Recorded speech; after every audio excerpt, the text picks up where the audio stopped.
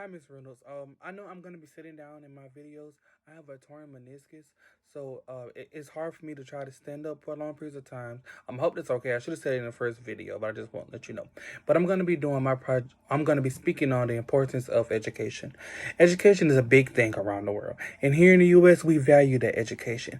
Education is something that a lot of people take for granted, and I wish that they wouldn't because there's people all around the world, kids in Africa, kids in Afghanistan, kids in Iraq, and kids in Iran, and in those third world countries, kids like that, they don't have the same opportunities to education that we have. So they're not going to understand how it feels to be able to graduate from high school or to graduate from college. So that's why everybody who has access to education should take it and do something with it. So I know that there are a lot of people who didn't necessarily go to college and who didn't necessarily have an education. For example, Albert Einstein. If I'm not mistaken, I think he stopped school when he was 8. Then he went on to be one of the smartest men in the world.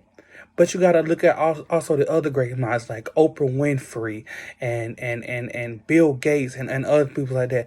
People like that, they're all millionaires, but they all went to school to learn. So they're the people that we could look at to be inspired by. And also, an education can open many doors. People who 9 times out of 10, a person who didn't go to a 4-year university and doesn't make the same amount as a person who does go to a 4-year university, they're gonna wish that they had that they did, so that they could have the same opportunities. And me as a black person, my ancestors didn't necessarily have the same amount of opportunities that we had for school. So that's why it's a little bit more special for me to be able to go on and finish, because I want to, even though I know that they're not here physically, but I know that they're here with me, and I want them to know that I'm doing it for them.